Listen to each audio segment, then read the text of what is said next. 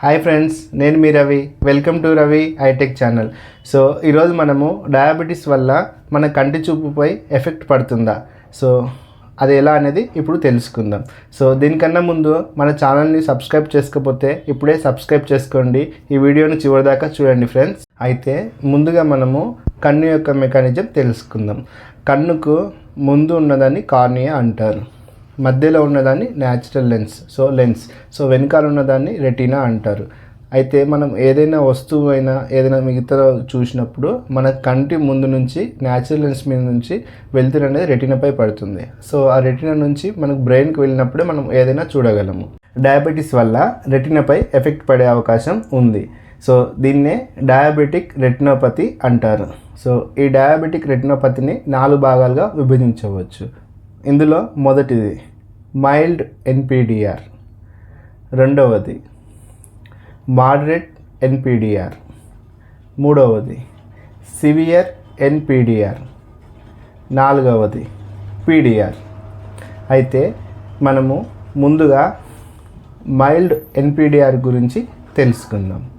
Mild ఎన్పిడిఆర్లో ఏమవుతుందంటే patient sugar control లేకపోతే so రెటీనాలో రక్త కణాలు, సో రక్తం డాట్స్ అనేది ఏర్పడడం మొదలవుతుంది. దీనివల్ల పేషెంట్కు విజన్ అనేది లాస్ ఇమీడియట్లీ ఉండదు, కానీ రెటీనా అనేది డ్యామేజ్ అవ్వడం జరుగుతుంది. దీన్ని మైల్డ్ ఎన్పిడిఆర్ అంటారు. రెండవది మోడరేట్ ఎన్పిడిఆర్.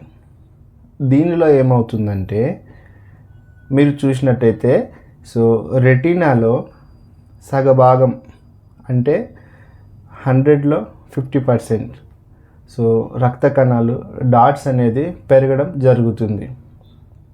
దీనివల్ల కూడా మీ విజన్ అనేది ఇమీడియట్లీ లాస్ ఉండకపోవచ్చు, కానీ రెటీనా డ్యామేజ్ అనేది జరగడం జరుగుతుంది. సో మూడవది వచ్చేసి సివియర్ ఎన్పిడిఆర్. ఇందులో ఏమవుతుందంటే మీ రెటీనా అయితే ఏదైతే ఉందో రెటీనా మొత్తం కూడా ఈ రక్త కణాలు అనేది ఏర్పడము, సో అవి బ్లీడింగ్ చుక్కలుగా పెరగడం అనేది జరుగుతుంది. దీనివల్ల ఏమవుతుందంటే మీకు విజన్ అనేది లాస్ అవ్వచ్చు, అవ్వకపోవచ్చు. ఎందుకంటే మీరు చూసినట్లయితే రెటీనాలో మధ్య భాగాన్ని మ్యాక్యులా అంటారు. సో ఈ మ్యాక్యులా అనేది డిస్టర్బ్ అవ్వనంత వరకు మీ విజన్ అనేది బాగుంటుంది. ఒక్కోసారి ఒక సందర్భంలో ఈ మ్యాక్యులా కూడా స్వెల్లింగ్, ఉబ్బడం అనేది జరుగుతుంది. ఇలాంటి సందర్భాల్లో డాక్టర్ అడ్వైస్ మేరకు డాక్టర్ మీకు ఇంజెక్షన్స్ అడ్వైజ్ చేయొచ్చు. సో ఈ ఇంజెక్షన్స్ ద్వారా మీరు ఈ మ్యాక్యులా వాపు, ఈ స్వెల్లింగ్ అనేది తగ్గించుకోవచ్చు. కానీ మీకు ఈ moderate NPDR, mild and severe ఎన్పిడిఆర్లో విజన్ అనేది లాస్ అవ్వచ్చు, అవ్వకపోవచ్చు. ఎందుకంటే మీకు ఈ మ్యాక్యులా దగ్గర క్లియర్గా ఉందంటే మీ విజన్ అనేది క్లియర్గానే ఉంటుంది. అయితే 4th స్టేజ్ పిడిఆర్.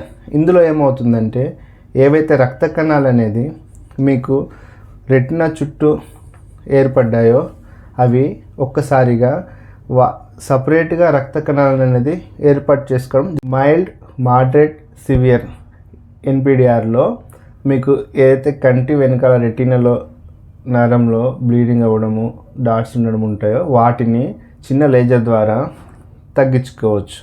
అయితే ఇవి లేజర్ అయిన తర్వాత మళ్ళీ మీ షుగర్ కంట్రోల్లో లేకపోతే తిరిగి వచ్చే అవకాశం ఉంది. అయితే పిడిఆర్, ఇందులో ఏమవుతుందంటే రెటీనాలో ఏదైతే బ్లడ్ ప్రెషర్స్ డాట్స్ ఉన్నాయన్నామో ఇవన్నీ కలిసి ఒక నరంలో ఏర్పడడం జరుగుతుంది. సో దీనివల్ల ఏమవుతుందంటే సడన్గా విజన్ లాస్ అవ్వడం జరుగుతుంది. ఎందుకు అంటే ఈ పిడిఆర్ అంటే కంటి వెనకాల రెటీనాలో ఏర్పడిన నరాలు అనేది దగ్గడం, వంగడం, ఏదైనా బరువైనవి ఎత్తడం వలన సడన్గా బ్రేక్ అయ్యి రెటీనాలో బ్లీడింగ్ అవ్వడం జరుగుతుంది. సో దీనివల్ల సడన్గా విజన్ లాస్ అవ్వడము, పొగలుగా కనిపించడం జరుగుతుంది. ఇలాంటి సందర్భాల్లో డాక్టర్ మీకు ఏదైనా లేజర్ అడ్వైజ్ చేయొచ్చు. సో అలాగే మీ షుగర్ కనుక కంట్రోల్ లేకపోతే ఎక్కువ బ్లీడింగ్ అయితే సో సర్జరీకి వెళ్ళే అవకాశం కూడా ఉంటుంది. సో వీలైనంత వరకు మీరు షుగర్ని కంట్రోల్లో చేసుకున్నట్లయితే మీ రెటీనాను మీరే కాపాడుకున్న వాళ్ళు అవుతారు. సో ముఖ్యంగా రెటీనా ఒకసారి డ్యామేజ్ అయిందంటే సో దాన్ని ఉన్న చూపును కాపాడడానికే డాక్టర్ సర్జరీ చేస్తారు తప్ప పోయిన చూపును సర్జరీ చేసి తీసుకురాలేరు. సో ఇది మీరు గమనించాలి. అయితే ఈ పీడిఆర్లో ఏమవుతుందంటే మీ నరాలు అనేది కొత్త నరాలు ఏవైతే వచ్చాయో అవి ఒక్కసారి బ్లీడింగ్ అవ్వకుండా అలాగే ఉండి బలపరి ఏమవుతుందంటే రెటినా డిటాచ్మెంట్ అయ్యే అవకాశం కూడా ఉంటుంది. దీనివల్ల సడన్ విజన్ అనేది కూడా పోతుంది. సో ఇవి ఒకవేళ మీకు రెటినాలో ఏమైనా డౌట్స్ ఉన్నా, మీరు షుగర్ పేషెంట్ అయినా ఇయర్లీ ఒకసారి రెటినోపతి డాక్టర్ని కలవడం మంచిది. రెండవది, సో రెటినాలో ఏమన్నా రక్త కణాలు ఏర్పడము లేకపోతే ఏమన్నా కొంచెం చేంజెస్ ఉన్నాయని తెలిస్తే ఎవ్రీ 6 months రెటినా స్క్రీనింగ్ చేయించుకోవడం మంచిది. అది కూడా డాక్టర్ అడ్వైజ్ మేరకు. సో ఈ వీడియో కనుక మీకు నచ్చినట్లయితే లైక్ చేయండి, షేర్ చేయండి, సబ్స్క్రైబ్ చేయండి. సో మీకు ఏమైనా డౌట్స్ ఉంటే కింద కామెంట్ రూపంలో కామెంట్ చేయండి. Thank you friends.